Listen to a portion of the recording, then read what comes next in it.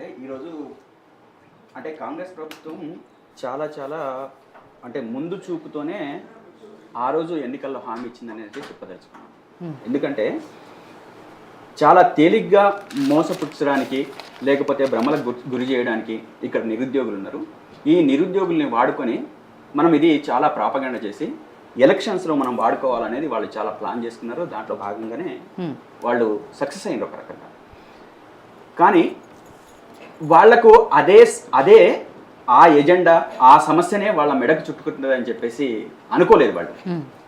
ఒకవైపు ఆ రోజు నిరుద్యోగుల వెంట ఉండి ప్రతి క్షణం ఆ మాట మాట్లాడి ఉద్యోగాలు లేవు లేవు లేవు అని చెప్పేసి ఇష్టం వచ్చినట్టు గత ప్రభుత్వం మీద మాట్లాడిన వ్యక్తులు ఈరోజు కంప్లీట్గా ఆ సమస్యనే ఈ రాష్ట్రంలో లేదన్నట్టుగా వ్యవహరిస్తున్నారు. ముఖ్యంగా మనం చూసుకుంటే ఆనాడు ఈ ఆకునూరు మురళి గారు కానీ అదేవిధంగా కోదండరాం గారు కానీ లేకపోతే ఇంకో రియాజ్ గారు కానీ అంటే వీళ్ళు ప్రధానంగా కాన్సన్ట్రేషన్ చేసి అశోక్ నగర్ చుట్టూ తిరిగి విద్యార్థుల్ని కలిసి నిరుద్యోగుల్ని కలిసి వాళ్ళని రెచ్చగొట్టి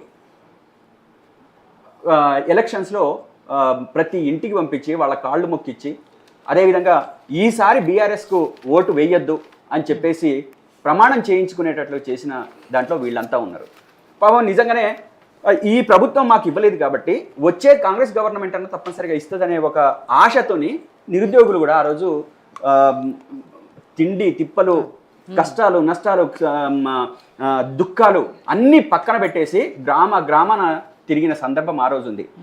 అటువంటి స్థితిలలో ఇదే నిరుద్యోగులు లేకపోతే కాంగ్రెస్ పార్టీకి అధికారం వచ్చేది కాదన్న విషయం తెలియదా? ఈ నిరుద్యోగులు లేకపోతే కాంగ్రెస్ పార్టీ ఈరోజు కుర్చీలో కూర్చోవడానికి అవకాశం ఉండేదా? ఈ నిరుద్యోగులు అనేది లేకపోతే ఈ రేవంత్ రెడ్డి గారు ముఖ్యమంత్రి అయ్యేవారా? అంటే ప్రతి సమస్యకు వీళ్ళు చేసిన ప్రాపగండా కానీ వీళ్ళు తీసుకెళ్లిన ప్రజల దగ్గరికి తీసుకెళ్లిన ఈ సమస్య కానీ చాలామంది తల్లుల్ని కదిలించింది ఆ రోజు.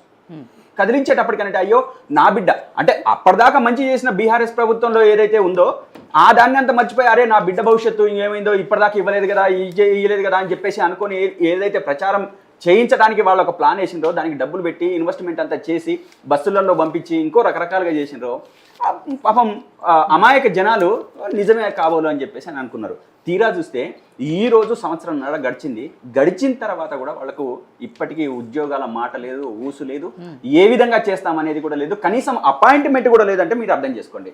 ఇదే అద్దంకి దయాకర్ గారు నిరుద్యోగుల విషయంలో అసలు మైకులు పలిగిపోయేటట్లు మాట్లాడండి. ఉద్యోగాలు లేవు, మన గత ప్రభుత్వం అంత అన్యాయం చేసింది ఇంత అన్యాయం చేసిందన్న అద్దంకి దయాకర్ గారు పోయి 15 రోజుల క్రితం వాళ్ళ దగ్గరికి పోయి మాట్లాడింది ఈరోజు ఏమైంది? ఎందుకు బయటకు రావట్లేదు? వాళ్ళు చేస్తున్నది ఏమైనా అన్యాయమైన కార్యక్రమమా? ప్రజాస్వామ్యయుతంగానే వాళ్ళకు వినతి పత్రం ఇవ్వడానికి వెళ్ళినామని చెప్పేసి అంటున్నారు. వినతి పత్రం ఇవ్వడానికి కూడా మీరు టైం ఇవ్వరా? ఆ రోజు ఫోన్ చేయగానే ఎట్లా లేపారు? క్షణంలోనే మళ్ళీ ఒకవేళ లేపకపోయినా మళ్ళీ రిటర్న్ వెంటనే చేశారు. ఈరోజు వాళ్ళు వచ్చి వాళ్ళ సమస్యను వివరించడానికి మీ దగ్గరికి వస్తే మీరు పట్టించుకోరా? పట్టించుకున్నప్పుడు వాళ్ళ దగ్గర నుంచి ఎటువంటి ఆన్సర్ వస్తుందో అదే ఆన్సర్ వస్తుంది కదా. ఎవరి దగ్గర నుంచి అయినా అదే. వాళ్ళ దగ్గర నుంచి ఈరోజు ఖచ్చితంగా అంటే సామరస్యంగా పోయేవాళ్ళు, చాలా అంటే పద్ధతి ప్రకారంగా ఆందోళన చేద్దాం అనుకున్న వాళ్ళు రేపు అదే ఒక సమస్యకు పెద్ద సమస్యకు దారి తీయచ్చు. మీరు ఆలోచించట్లేదు. ఈరోజు చెనగాని దయాకర్ నాకు చాలా విచిత్రం ఏమనిపిస్తుందంటే ఈ కాంగ్రెస్ పార్టీలో ఉన్న ఈరోజు మన డిబేట్లకు వస్తున్న వాళ్ళు వీళ్ళందరూ కూడా నిన్నటిదాకా విద్యార్థి సంఘంలో పనిచేసిన వాళ్ళు, విద్యార్థి సంఘంలో ఉంటూ అంటే నిరుద్యోగులు ఏ విధంగా ఉన్నారు, ఈ రాష్ట్రంలో నిరుద్యోగిత అయింది అంటే ఆనాడు ఉమ్మడి రాష్ట్రం కావచ్చు, తర్వాత మనం సాధించిన దాంట్లో కావచ్చు అని చెప్పేసి పెద్ద వీళ్ళు మాట్లాడిన వాళ్ళు. పెద్దగా మేమంతా కలిసి ఉద్యమాలు చేసిన వాళ్ళమే నిరుద్యోగం మీద, అదేవిధంగా విద్యా విధానం మీద. అదే చెనగాని దయాకర్ ఈరోజు ఎంత దారుణంగా వ్యవహరిస్తున్నాడు అంటే నిరుద్యోగుల్ని అక్కడ ఉండి దగ్గర అరెస్ట్ చేయించడం ఏంటి? అది చాలా కొత్త విషయం. నాకు తెలిసి గత ప్రభుత్వంలో కావచ్చు, ఉమ్మడి రాష్ట్రంలో కూడా కావచ్చు, అంటే విద్యార్థి సంఘాల్లో పనిచేసిన వాళ్ళు ఎవ్వరు కూడా అంటే ఒకళ్ళు ఆందోళన చేస్తుంటే దూరంగా ఉన్నారు తప్పితే దగ్గరుండి అరెస్ట్ చేయించిన ఒక దౌర్భాగ్య పరిస్థితి ఈరోజు కాంగ్రెస్ కల్పిస్తుంది. చెనగాని దయాకర్కు ఏమాత్రం ఇంగితం ఉన్నా, ఏమాత్రం తను కొంచెమన్నా ఆలోచించిన, ఈ సమాజం గురించి కొంచెం ఆలోచించిన, నిరుద్యోగుల గురించి కొంచెం ఆలోచించిన ఒక ప్రోగ్రెసివ్ ఐడియాలజీ థాట్స్ నుంచి వచ్చిన ఆ దయాకర్, చెనగాని దయాకర్ ఈరోజు నిరుద్యోగులు ఒక నిరసన తెలియజేస్తుంటే వాళ్ళని వీళ్ళని అరెస్ట్ చేయమని ఇదే చెనగాని దయాకర్ గారు కానివ్వండి, మానవతరాయ్ గారు కానివ్వండి, మన దగ్గర డిబేట్స్కి వచ్చినప్పుడు వాళ్ళే చెప్పారు నిరుద్యోగులకి, మేము ముఖ్యమంత్రిని కలుస్తాము, మాట్లాడతాము, మీ సమస్యలు ఆయన దగ్గర తీసుకెళ్తాము, నిరుద్యోగుల బాధ ఏంటో అర్థం చేసుకున్నాము అని. కానీ వాళ్ళ దగ్గరుండి మరి అరెస్టులు చేయించారు అంటే ఇది ఎంతటి దారుణమైన పరిస్థితి, ఎంత దౌర్భాగ్య పరిస్థితితో మనం అర్థం చేసుకోవాలా. ఇక దీన్ని ఈ మానవతరాయి, అదేవిధంగా ఈ చెనగాని దయాకరు, ఇంకో మా మిత్రుడు, ఇంకో మన కాంగ్రెస్ పార్టీలోనే ఉండే వెంకట్ నాయక్, ఏం లేదు మీకు అందరికీ రేపు ఉద్యోగాలు వస్తున్నాయని చెప్పేసి అంటారు. ఇటు పక్కన ఇద్దరు కూర్చుంటే ఆ ఇద్దరికి ఏమంటారంటే మీ ఇద్దరికి రేపు ఉద్యోగాలు వస్తున్నాయని చెప్పేసి అంటారు. అంటే ఉద్యోగాలు వస్తే వాళ్ళు ఎందుకు తగాదా పెట్టుకుంటారు మీతో? మీ మీద తిరగబడాల్సిన అవసరం ఏముంది?